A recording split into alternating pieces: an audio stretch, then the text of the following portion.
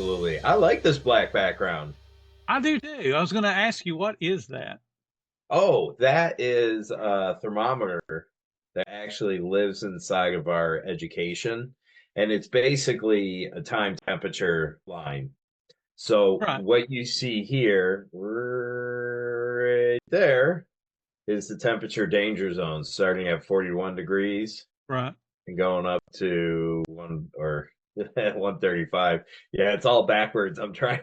I don't know I how know they it's do real it on the hard. weather report, man. I'm crashing and burning here. Uh, Yeah, it's real hard when you're watching yourself going, where are my hands? so so that's the time temperature danger zone, right? And then you see that red area. I call it the pathogenic paradise. Right. That's our terminology instead of using Fat Tom like my competitors do.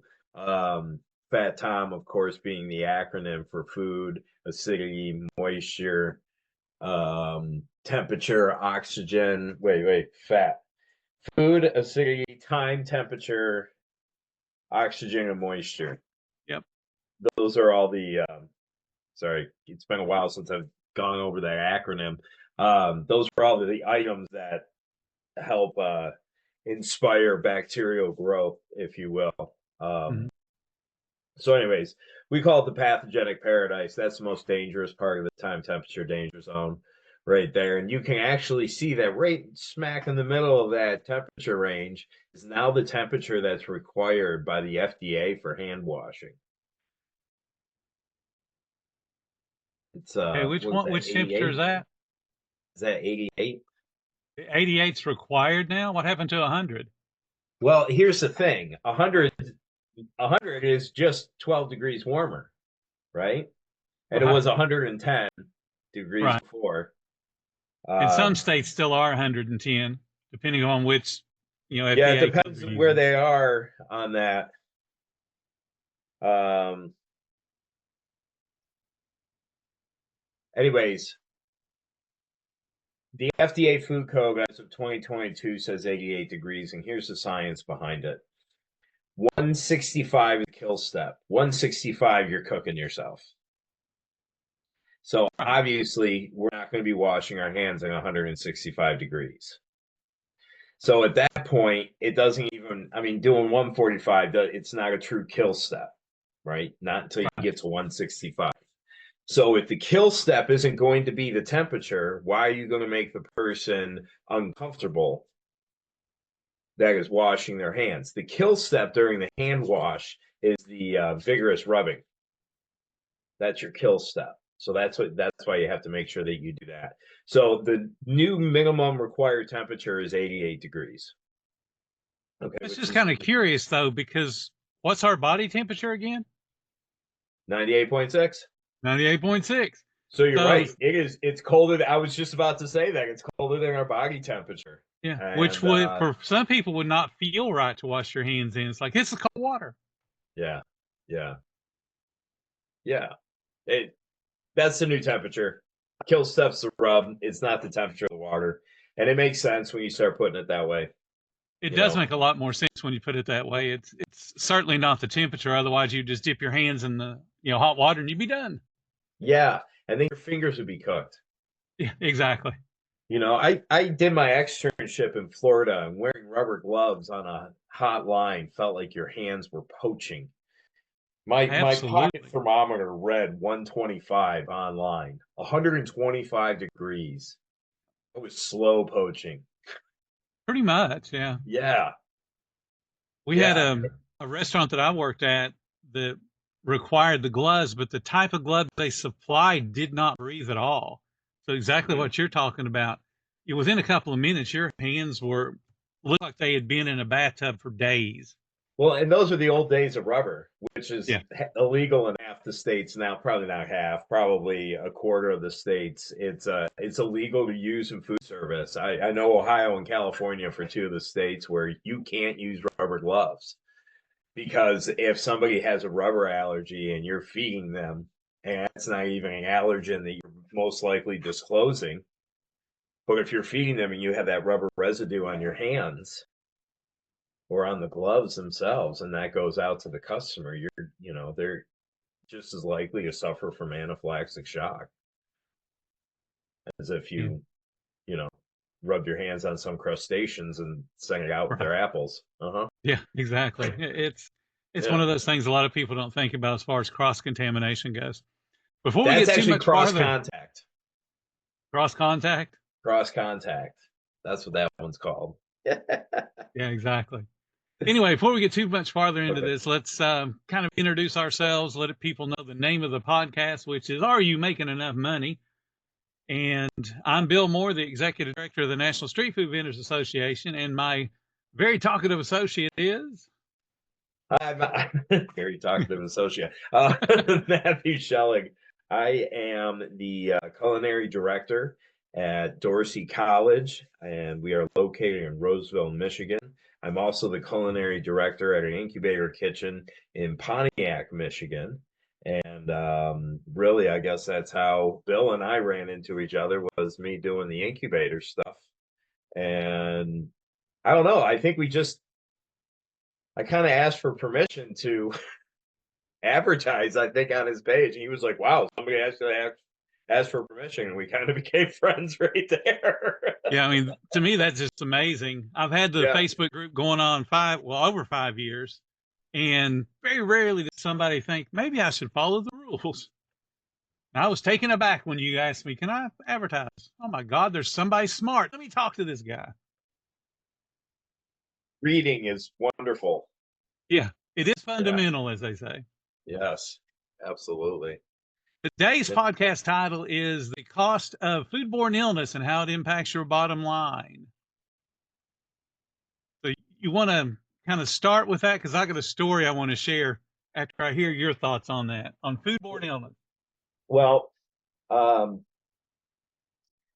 first and foremost, I know I've said this to you a bunch of times, and I always say dead customers are not repeat customers.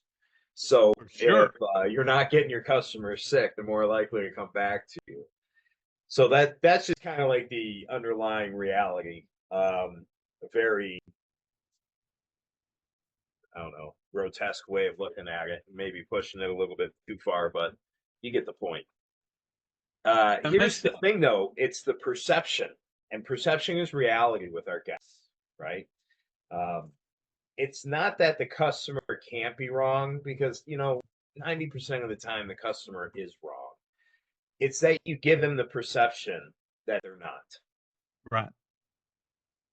And And you gotta pay attention when somebody has that complaint, yeah, because you never know if they're being legitimate or not. so if they have the perception that you're clean, uh, then you're going to be clean to them, and that's going to be the reality. And Yep. there's going to be a certain level of comfort and safety, and that's why they come to you. And that may not be realized until they go somewhere else and realize somebody else is really sloppy. They don't see them touching ready to eat food with gloves on. They see them rolling their sandwich up and handing it to them without gloves on. That Right. might start to skeeze them out. But when they come to your place, they see you always wearing gloves. And in fact, it's because you handled it right that they are now aware of other people handling it improperly. And wow, does that create loyalty when people feel safe coming to you? Oh, you Um, definitely. yeah, yeah. It's one of those Before I go on a psychological things. diatribe. Right. Exactly. It's one of those psychological things where people, they maybe not even notice, but in the back of their mind, their brain's going, hey, that's dirty, that's filthy. And then they walk away feeling bad. And then if they feel bad and they end up having a little stomach problem, they're blaming you, even though it may not be you to begin with. It could be psychosomatic. Exactly. It could be psychosomatic. There we go. Let's start a whole paper on that. I want to I share just a want. story. Okay, I share want it. to get your thoughts on it. Okay. This is a real outbreak. It happened in 2023. It was in Washington State, and it was a private event that was catered by a food truck.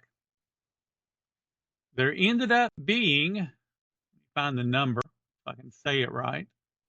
There ended up being 23 people that got sick from the food, and they had the typical complaint of diarrhea, abdominal cramping, and nausea. This ended up in the newspaper, the local newspaper, which added the sentence, anyone who's developed symptoms after eating at this food truck should please contact the health department. So, of course, that starts that psychosomatic thing we just talked about. Now they've been led down the path of, if I ate there, I'm supposed to be sick. But what about the 23 people that did have those symptoms? What would your thoughts be? From what angle? From the angle of, let's say it was your food truck. Oh, it's my food truck. I'm mortified. I jumped off a cliff already. I'm going to be honest with you. I don't know if I could ever wake up and look in the mirror again. To have it blasted on the news, if you ate at this food truck. Yeah. What? Oh my gosh. Now, here's the thing. They might have called out the food truck and done it in such a way that it was unfair to the food truck, making it sound like it's because of the food truck. Right. And here's where traceability comes in. And when you do ordering, it's important. It's imperative, absolutely imperative that you're ordering from a reputable supplier. As long as you're ordering from a reputable supplier, then you can trace any of your food. And when it comes to particularly shellfish, you want to be able to trace where it was harvested from. I think in this instance, wasn't it noro? They had norovirus. They haven't said that in the article. What it says very generically is problems included conditions for bacterial toxin growth within the food truck and the restaurant that was the commissary. Bacterial. What it says, bacterial Okay, toxin. so then it's not noro, because noro's a virus. Right. So it's not noro. All right. Wow, that's still bacterial. Wow, wonder what the hell that was. Yeah, and they don't relate it to a specific food either. They said there was inadequate refrigeration and improper cooling of food. They took the food through the danger zone that we were talking about earlier, obviously way too long. Yeah. I wonder if it was Salmonella typhi because of the water element here. Could be. There are two salmonellas. There's non-typhoidal. That's what you get from the chickens, right? Right. And then you have Salmonella typhi. And the way to distinguish them is typhi sounds like typhoon, which is water. The other one is non-typhoidal, so it's non-water. So think of it coming from the animal. Right. That's a good way to remember it too. It's the only way I can remember it. So I wish I'd have known it a long time ago when I was studying, because it would have made it easier. yeah. Now, you want to hear the rest of the story on this? Yeah, man, do it. In addition to the health code violations, the food truck in question was not permitted at the time it was serving at the private event.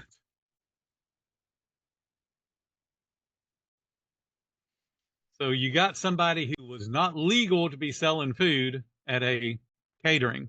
And a lot of food truck owners sadly hide behind that. If I'm on private property, I don't need to be permitted. And that is not the case. Well, they're out of business for good. Yeah. I mean, if they weren't already out of business, they're out of business. I looked them up. The name that they list in the article is no longer in business. That's criminal. Yeah, it is. And At that part of point, it is, I was just going to say, part of it comes from listening to too many people that don't know what they're talking about. Again, there's people that today will say, if I'm at a private event, I don't have to have a license. If you're selling food to the public, you need the license. Oh. You can't hide behind them on private property. I'm changing my camera angle. I noticed I wasn't looking at the camera. All right, there we go. Everybody will be happy now. There we go. Now they don't have to look at me. And you're more than ahead now, too. That's better. I ain't so pretty. I know this. Oh, look. I forgot to show you the other part of this. Oh, okay. Wrong side. Right. Notice I've got the 2 hours to cool to 70 and 4 hours to cool to 41. Yeah, that's good. I like that. I like the graphic. when you first came on tonight, it reminded me of the computers in Star Trek in The Next Generation. Yeah, I was like, that's pretty cool. I want that. And then I looked at it, Danger Zone. Okay, that has to do with food. It's not Star Trek. it's not. It's not. It's still cool though. Thank you. Is that something that's available for people to download and maybe put in their kitchens? 100%. It's all in our education. It's in the essentials class. It's a Yep. great graphic. And people need to live by that because it's something that, again, could lead to making a whole bunch of people sick and then you lose your business because they got sick. Absolutely. So let's take this bad situation that happened to that food truck, and let's just say that number one, they were licensed. They've actually studied and done the things properly. How would they recover? What would be the steps that you would recommend someone to? How do you recover having made 23 people sick? Well, I mean, you kind of follow the old Tylenol method of disaster recovery. Remember when there was that whole issue with Tylenol? Oh yeah, That should have shut them down, but they it owned should it. have. They Yep. totally owned it. They recalled everything. They owned everything. They changed their packaging to the impossible to open packaging they have now, and they owned it, and people trusted them because they owned it. They said we screwed up. We never anticipated that, Certainly and at that people time, no one would have anticipated that type of espionage. well, You're right, right. and that's what I think really kind of played into that because it was like, yeah, who would have thought of that? And it's I because of mean, stuff like that that now we think of that. exactly, exactly. Now we're looking at things like, well, you idiot, why didn't you think of that? Yeah, But you're right, the food truck would have to own it. And then they would have to explain very publicly, because obviously they're being trashed publicly. How are we going to fix this going forward so that we don't make other people sick? yeah, you would have to get in front of that, and you would have to control the narrative. And I hate saying that. We've just gone through an election. Oh, they're controlling this narrative, that, and I'm just Right. done with hearing that word. But it is true because there's a difference in, hey, if you've eaten at such and such food truck, go to the doctor and get Yep. yourself, like Yeah, have your stomach pumped so we can test it. Yeah. if you ate at this food truck and you have some new bumps, go to your doctor. Yeah. Like, everyone's gonna hate the food truck. But if you get in Symptoms front of it, include, yeah, if you get in front of it and say, hey, a batch of shellfish right. that was sold to this food truck, or you control it, at that point, it's probably not just that food truck. We found a No. batch of shellfish that was sold to this food truck and these other places as well. Unfortunately, only the customers of the food truck received it before we realized what was going on and Right. shut down all the other batches. Now, all of a sudden, that food truck is totally absolved. And not Right. only that, they're appreciated for the fact that they kept the records. Hmm.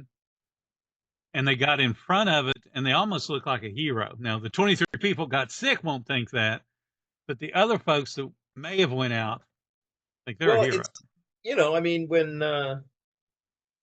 you legally when your hands are washed clean of it legally, that changes the perception for everybody, though. It does. I mean, it It may does. not do it all the way, and some people may not believe you deserve to get your hands washed legally, but when you do, it will change most people's perceptions. Yeah. At least you have a fighting chance.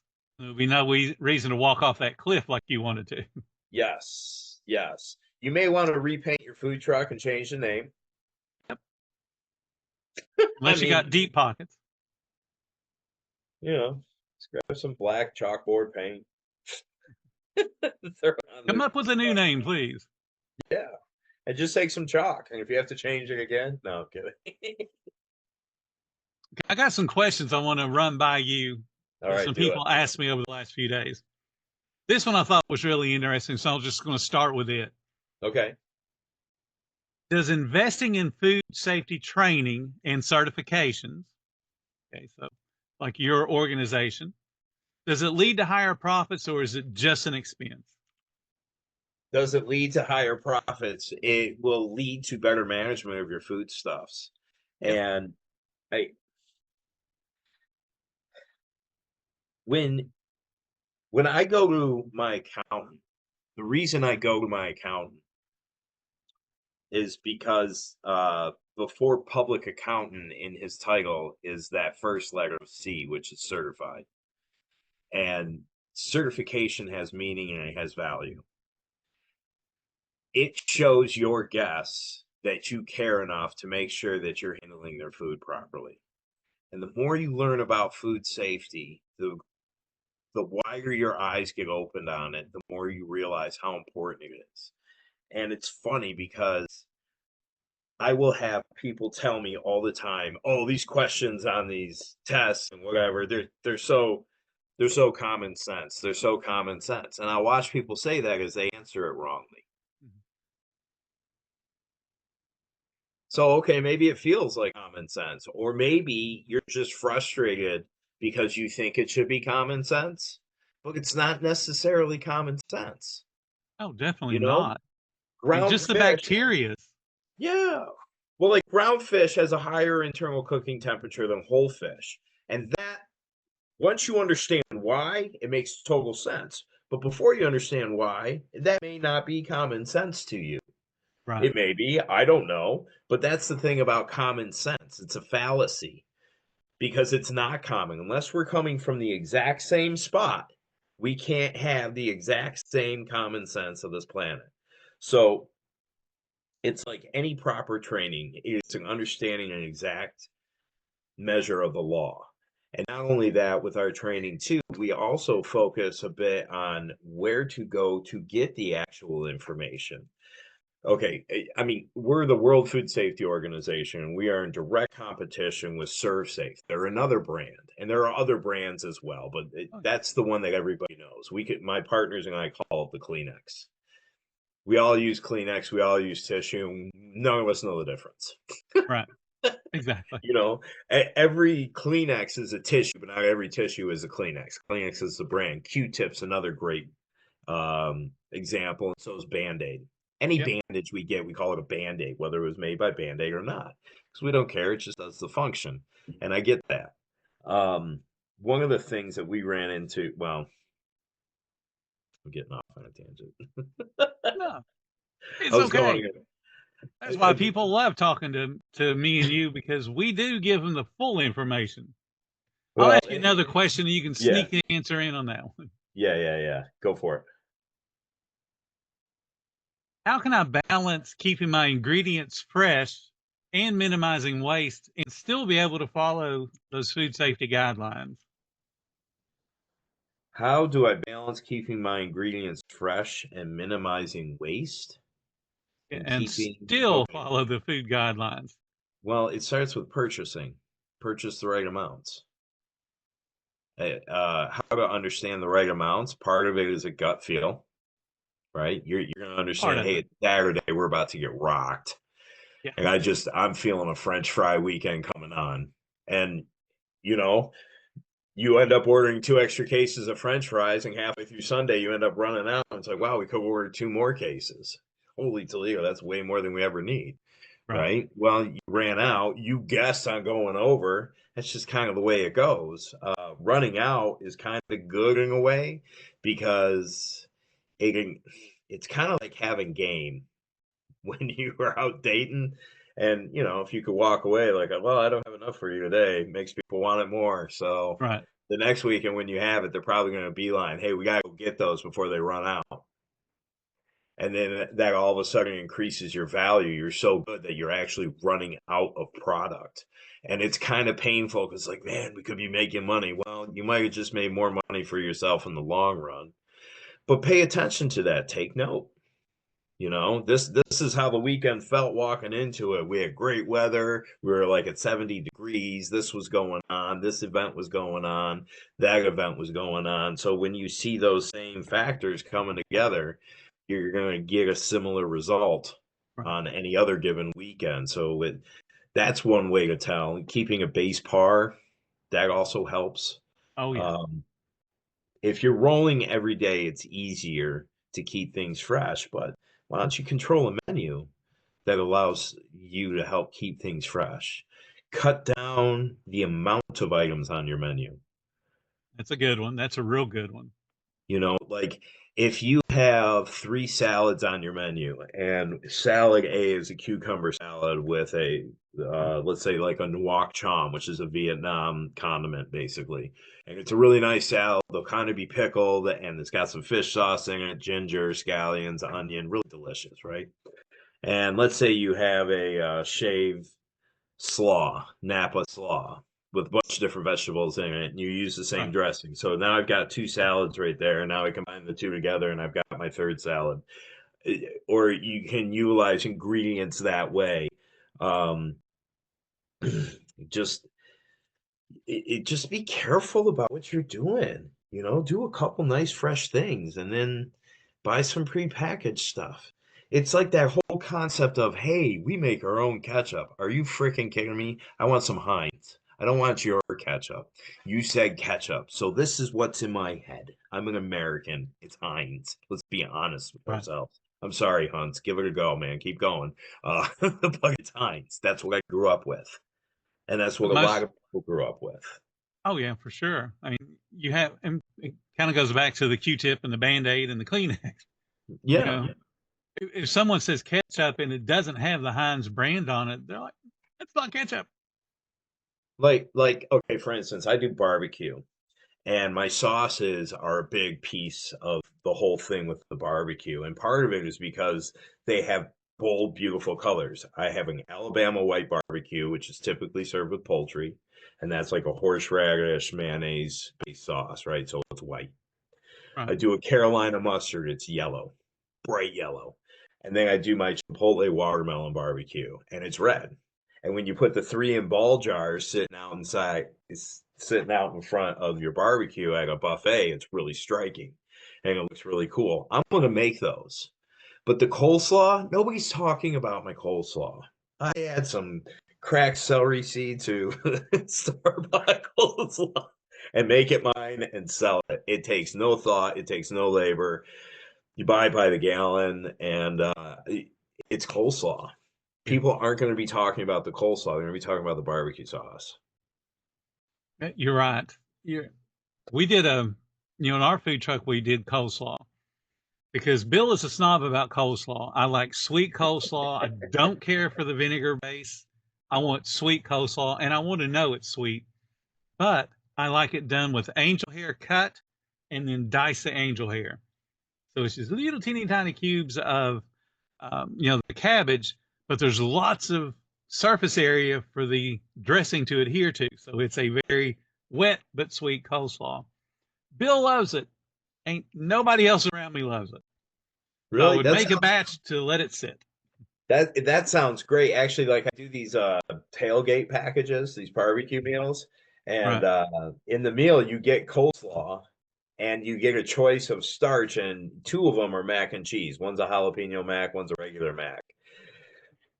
And tailgates, you want something you can have in one hand because you're tailgating. You got a Right. beer in one hand, your food's going, and to hell with a fork. We Right. give Exactly. sporks out, but to hell with those.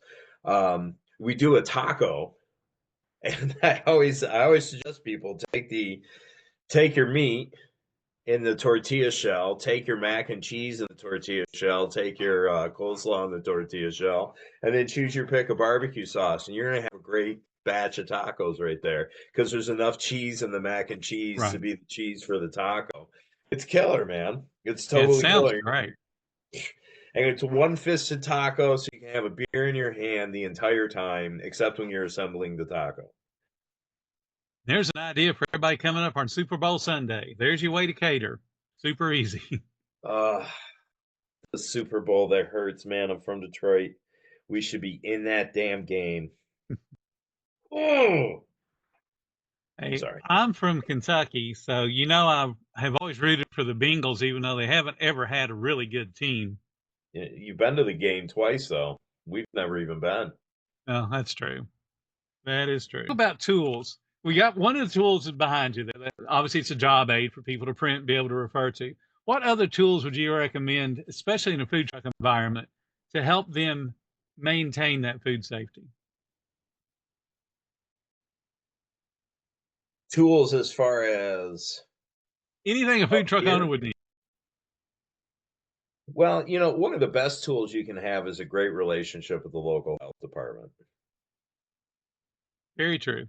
Be extremely forthcoming with them. And if you want to do something different, that might require a variance. And there are a Yep. number of things that will require a variance, especially if you're trying to change the shelf life of something. Like, hey, I'm going to pickle these cucumbers and we're going to keep them on the shelf. Well, you're changing the shelf life of those cucumbers. Right. So you need to have a variance and probably a HACCP plan, which is some deep stuff right there. So if you have to go down that path, just go right to the horse's mouth and ask them, hey, can I do this? No. What do I need to do to be able to do this? I'm sorry, that's the way you ask the question. What do I need to be able to do so that I can produce this product and sell it? Yep. Right? And you'll leave me alone in the process. Exactly. Like I do barbecue, so I smoke a ton of food, right? I mean, that's the whole thing with barbecue, but I'm not smoking it to preserve its shelf life. Right. I'm smoking it to flavor it. If I'm trying to preserve the shelf life of it, then I need to get a variance and probably have a HACCP plan to have that variance. And a variance is simply a process that is a variance from the main food code. And you justify why you're able to do that process. And then you get into fun terms like verification and validation. Yep. And understanding the difference of those, and they're both very important. Validate is scientifically backs up that what you're doing makes sense, right? And the science is there. There's a whole bunch of great resources all over the place. You can start with the FDA and the USDA for things like that.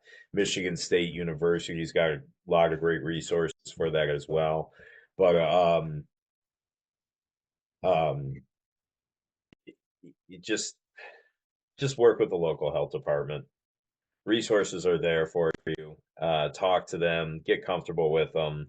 They will guide you to the exact resources you need for exactly what you're doing. Heck, half the time you start talking to them, I gotta tell you, at least with our health department, they're like kind of passionate about what they do, and I've got nothing but mad respect for anyone that's passionate about what they do. And it's food safety. That's a tough thing to be passionate about.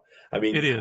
I have a company where I do stuff for food safety. When I talk to people and try to tell them about a product, I'm like, hey, we want to talk some food safety?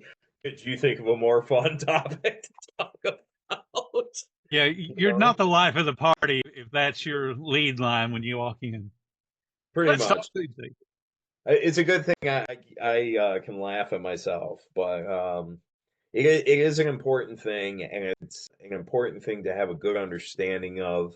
You have a greater understanding of it the more you're around food, the more you see, the more conversations you have. And I'll tell you, the health department, they are there to support you. Yep, they are. People don't understand that the health department is not there to gotcha. They're there to support you. You're their tax base. You're their tax base. Yeah. I have no better way to convince you that the health department is there to help you, other than the fact that they get money from you because they get money from the city or the county that you're in, and the city and the county, you're their tax base. They need you. They want you to be open.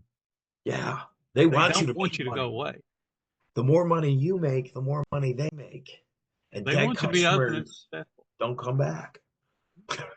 Well, I mean, if you think about it, every violation would have to upset them because now they got more paperwork they got to do. Well, come Yeah, on, dude, make my job easy. Let me walk in and find nothing wrong. yeah. I mean, let's be honest. I've had a health department person walk by me and go, "I know I didn't see that thing over there in the corner," and you're like, "What thing in the corner?" You look over and Yeah. you're like, "Oh, I didn't see that either." I didn't see Mistakes that employee happen. wipe their nose and then make that sandwich. I didn't see that at all. Mm, mm. My favorite is when somebody takes a tasting spoon, sets it right on the cutting board. Yeah. Dude, you just stuck that in your mouth. Oh, Yeah. Oh, oh.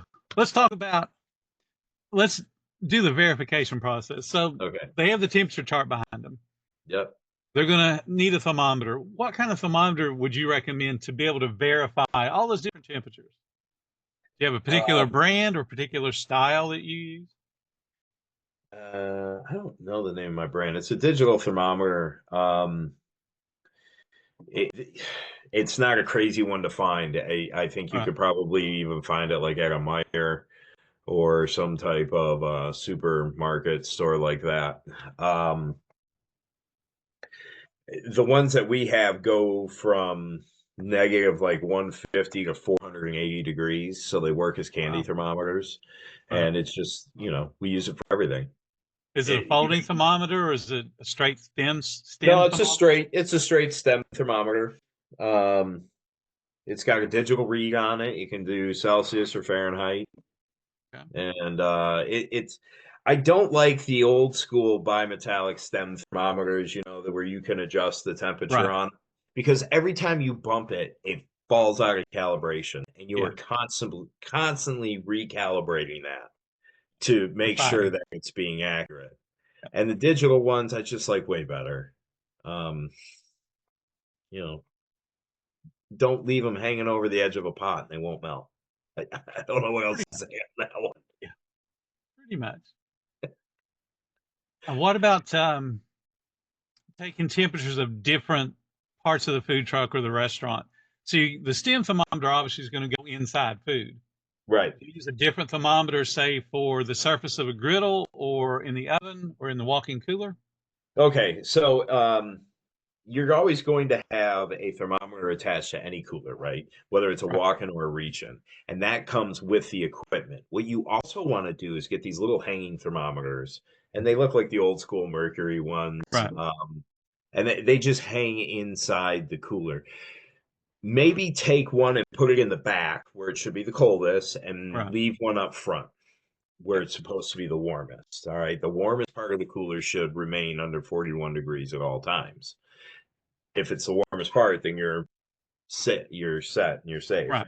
Um, Having those dual thermometers is always good for understanding how your equipment's working, and that goes for the oven too.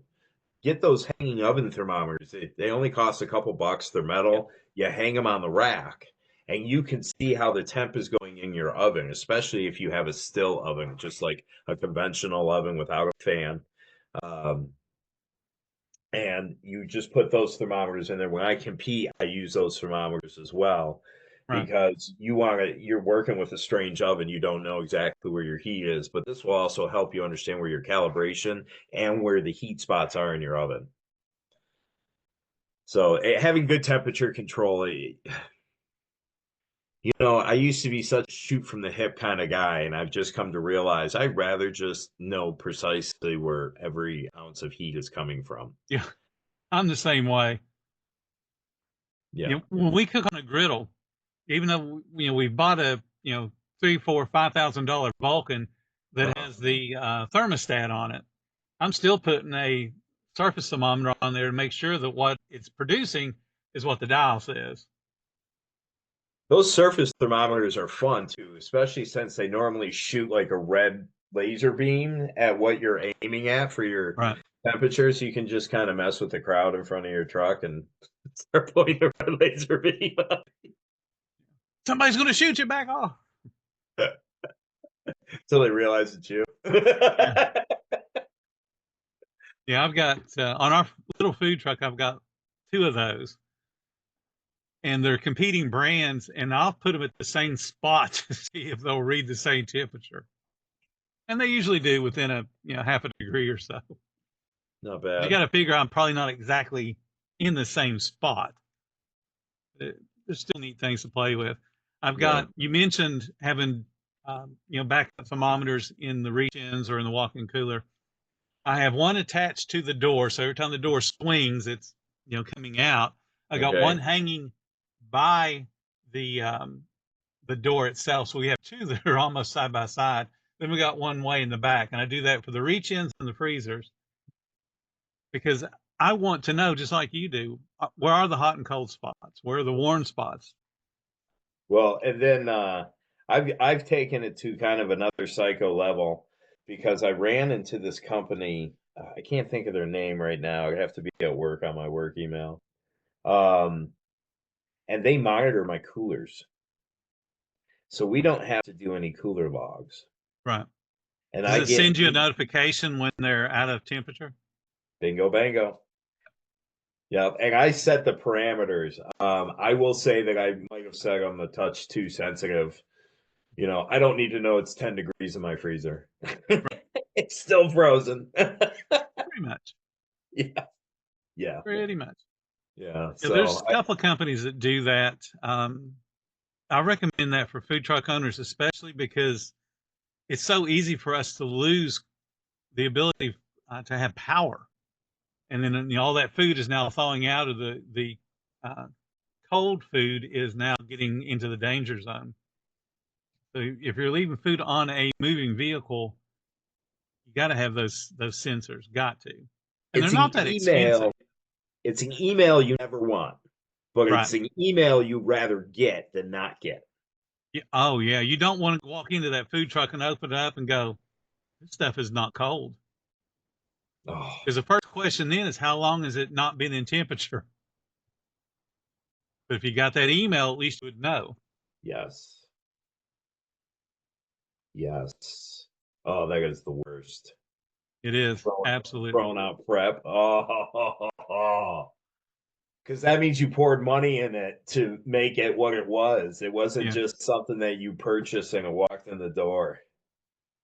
that's for sure. I hate throwing away anything that's prepped. 'Cause like you said, you wasted the labor and the money on the food, Oh, it's the worst. It's the and it absolute happens. worst. That's the sad thing. It happens way too much. Well, I'd rather throw out the prep to get somebody sick. Yeah. Oh yeah. And I'd rather know exactly what those parameters were. Back to that question, where's the value in understanding food safety? The value never ends. There's not one single line item that it appears on. Mm-mm. Um, I honestly, I feel like that question is actually pretty short-sighted. Well, Um, a lot of newbies too. You know. well, right, and I'm not saying that to chastise. I don't want to come off that way. What I'm saying it because I'm trying to increase the perspective of anyone that would think that, like, is it really worth Right. the couple bucks? Well, yeah, I mean, what do we have it going for on your website? Is it about 80, $85, I something think like that so. Yeah. It's for the certainly less expensive education? than the competitors, Yeah, and it's an easier course to understand. That's what I like about it. yeah, I've worked hard on that. Plus, it makes you think too. It asks you real world questions. And it's not a whole lot of money. You're going to have to spend the money. Most states require it. According to the FDA food code, that program or another program just like it is required if you are a food protection manager. Yeah. In fact, they very specifically say an ANAB accredited program, and the program, as far as they are defining, is just the exam. If you don't have great knowledge of the food code, you're going to want the education to go along with it. There's a lot of information. And like I said, it's always the people telling me how it's common sense that are telling this is so common sense as I'm watching them mismark the answers. Like it's so common sense. Focus on it. Just focus on the question and listen to the words that they're specifically using. Yeah. And think it Uh, through so you can get the right answer. I've never found the test difficult, and I've taken a bunch. yeah. Been doing this a long time, and I've never found them difficult.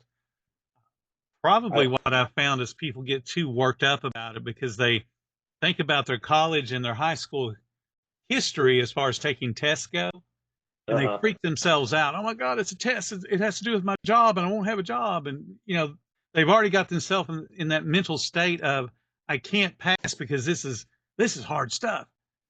No, it's not Yeah. hard, but you need to know it, and it is not common sense. No, There's it's not. none of it's common sense. I think common sense is a ridiculous statement. It is. I hate seeing it when people write that. I really do. I became I became fully aware of that when my wife went to India. She absolutely hated that trip. But she went to India, and in the bathrooms, they had a picture of somebody sitting or squatting on top of the toilet, and they had the red circle around with the line through it.